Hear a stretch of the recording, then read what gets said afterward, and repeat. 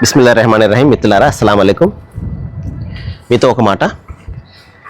ఈ రోజున మనము అసలు మనిషి ఎందుకు పుట్టించబడ్డాడు అన్న మాటలోనే, అంటే పుట్టించేవాడు ఒకడు ఉన్నాడు అన్న అర్థం వస్తుంది కదా. సో మనిషి ఈజ్ ఎ క్రియేటెడ్ వన్. మనము క్రియేటెడ్, ఆయన క్రియేటర్. సరే, ఎందుకు పుట్టించబడ్డాడు? చూడండి, చాలా జీవులు ఉన్నాయి. అవి తింటాయి, పడుకుంటాయి, చచ్చిపోతాయి. మనిషి కూడా అదే విధంగా ఉన్నాడు అనుకోండి. మనిషికి ఆ జీవాలకి ఏదైనా తేడా ఉంటుందా? కాదు కదా. మనిషి ఉత్తమమైనటువంటి జీవరాశి అని చెప్పేసి పిలుస్తాం కదా మనం. అష్రఫుల్ మఖ్లూకాత్ అంటారు, అంటే ఉత్కృష్టమైనటువంటి జీవరాశి. ఎందుకు?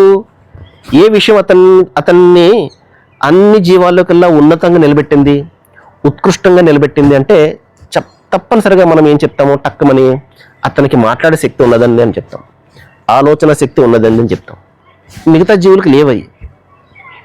సో మనిషికి ఇవ్వబడినటువంటి ఈ ఆలోచన, ఇవ్వబడినటువంటి ఈ మాట ఎందుకు ఇచ్చాడు దైవము?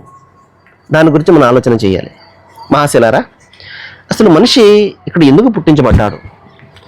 ఒక 3 విషయాలు తెలుసుకున్నంత వరకు ఈ ప్రపంచంలో మనిషి ఏమీ తెలుసుకున్నట్టే. అతను చాలా గొప్ప గొప్ప చదువులు చదివి ఉండవచ్చేమో ఈ ప్రపంచంలో, కానీ ఈ 3 విషయాలు తెలుసుకోకపోతే అది ఏమీ తెలుసుకున్నట్టే. అందులో ఒకటి ఏంటంటే, నేను ఎక్కడి నుంచి వచ్చాను, ఎందుకు వచ్చాను, ఎక్కడికి వెళ్తున్నాను. ఈ 3 కూడా అతని జీవిత గమ్యాన్ని నిర్దేశించేవి. ఎక్కడి నుంచి వచ్చాను నేను? నా తల్లిదండ్రులు నన్ను పుట్టించారా? మరి తల్లిదండ్రుల కారణంగానే, ఓకే, తల్లిదండ్రులు అనేది ఒక మార్గము, ఒక సోర్స్. అయితే కేవలం తల్లిదండ్రుల యొక్క కారణంగానే నేను పుట్టినట్లయితే, మరి బిడ్డలు లేనటువంటి, సంతానం లేనటువంటి జంటలు చాలామంది ప్రపంచంలో ఉన్నాయి కదా. ఒకవేళ బిడ్డలు పుట్టించడమే వాళ్ళ చేతుల్లో ఉన్నట్లయితే హాస్పిటల్స్ చుట్టూ, సంతాన సాఫల్య కేంద్రాల చుట్టూ ఎందుకు తిరుగుతారు వాళ్ళు? సో మనిషి చేతుల్లో ఏమి కూడా లేదు.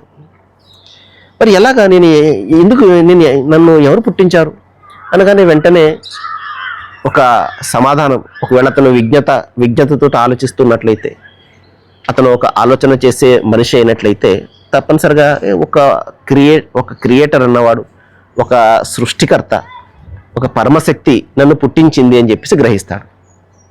సరే, దీన్ని నేను రేపు కంటిన్యూ చేస్తాను, తర్వాత ఎపిసోడ్లో కంటిన్యూ చేస్తాను.